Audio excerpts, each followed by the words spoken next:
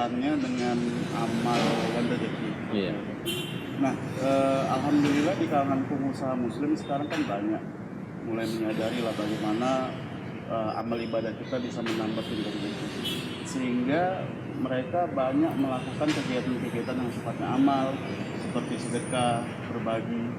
Tapi bagaimana kalau mereka melakukan itu, melakukan amal ibadah tapi hanya untuk supaya rezekinya bertambah atau bisnisnya semakin maju? Bagaimana itu? Iya,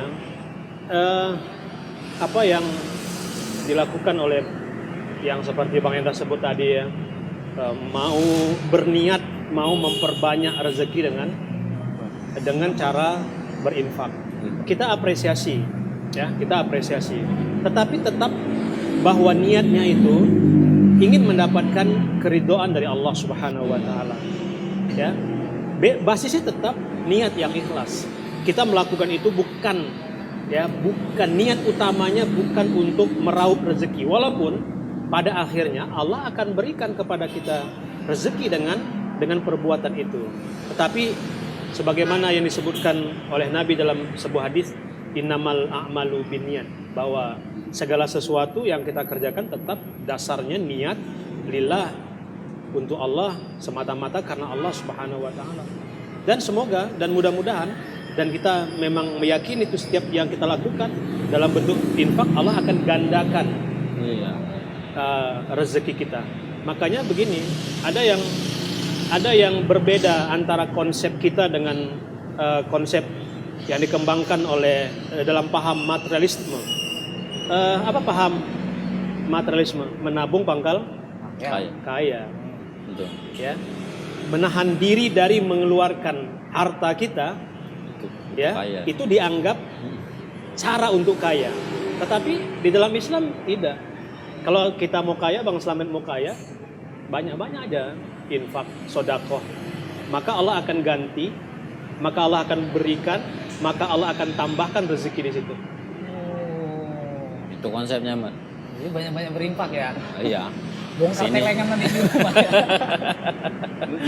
Ini Bu ya, dalam konteks bisnis berarti kan kita tujuannya tetap keridhaan Allah. Ya.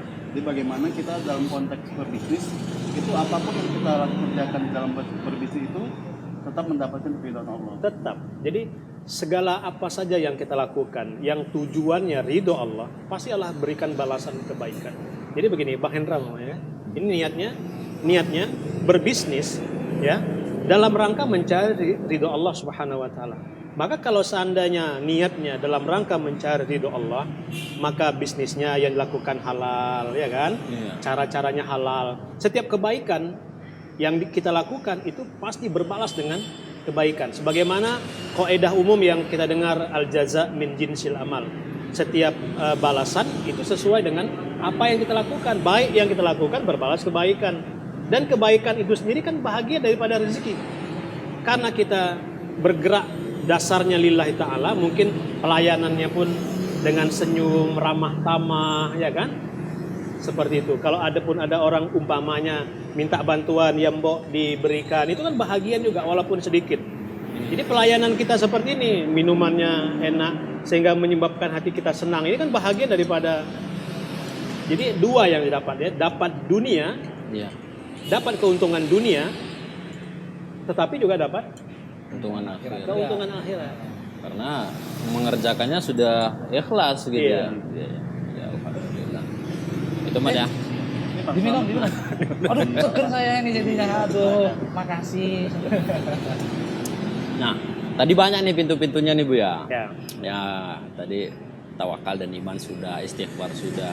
Kira-kira apa lagi nih? Sodakoh tadi. Sodakoh ya, Ya. sodakoh nih. Kayaknya perlu diperdalam. Ada doa. Ada Doa juga. Iya, doa juga bahagian cara kita untuk menambah rezeki.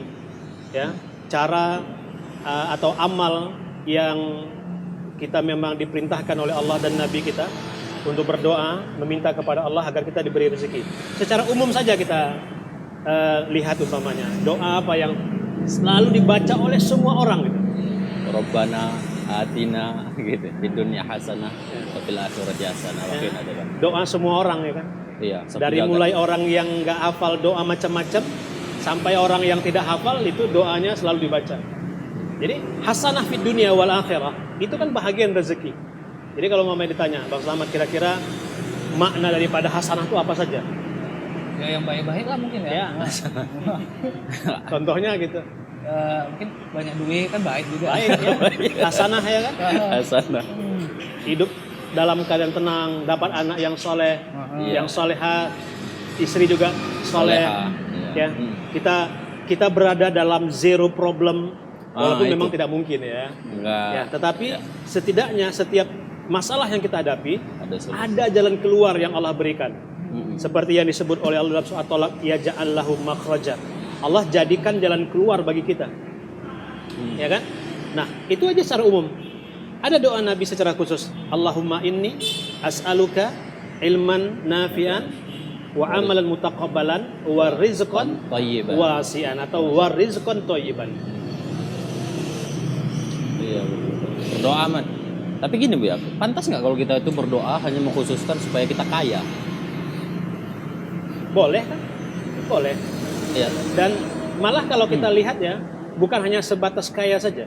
Coba lihat bagaimana yang diceritakan oleh siapa, Umar bin Abdul Aziz. Umar bin Abdul Aziz itu kan kita kenal sebagai seorang khalifah yang bergelar Al-Faruq Tsani. Iya. Al-Faruq yang kedua setelah Umar bin ibn Khattab radhiyallahu anhu. Dia kan sebenarnya nggak punya jalan itu untuk mendapatkan kursi kekhalifahan di masa dinasti Umayyah, nggak punya jalan gitu. Apa yang dia katakan sebelum dia jadi khalifah? Dia kan gubernur dulu. Ya. Apa yang dia sebutkan? Bahwa aku tamak dengan dalam berdoaku kepada Allah. Memang dia terus berdoa agar dia mendapatkan jabatan sebagai gubernur. Dan dia juga tamak dalam berdoa agar Allah menjadikannya khalifah kaum muslimin. Tapi apa niatnya? Oh, begitu. Apa niatnya?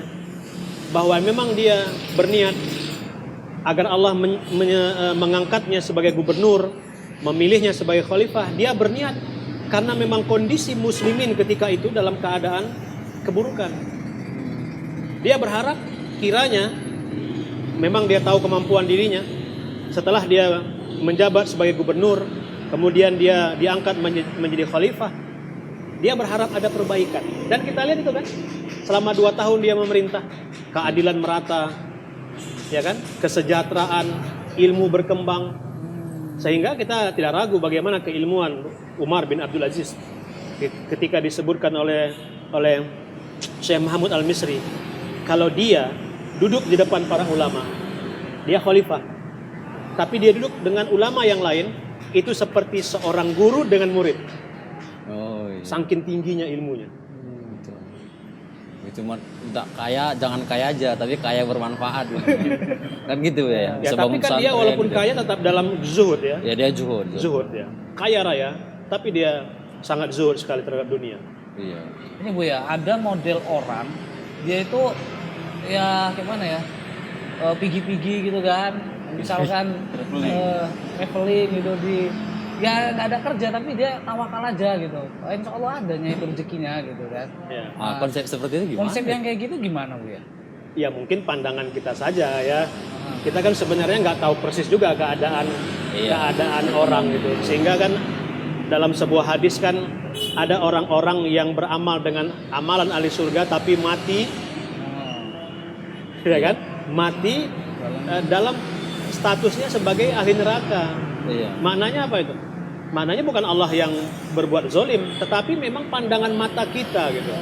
Tapi kalaupun memang betul iya, ya konsep tawakal seperti itu ya kurang benar lah, ya karena memang seperti yang kita sebut tadi, yang 2 hal secara umum yang bisa membuka pintu rezeki, amalan yang kita lakukan yang bisa mendatangkan rezeki dari Allah kan 2. Yang pertama amal yang sifatnya pekerjaan, ya berjualan berbisnis seperti ini, orang tarik beca umpamanya, atau bergerak di bidang jasa, perdagangan, perkebunan.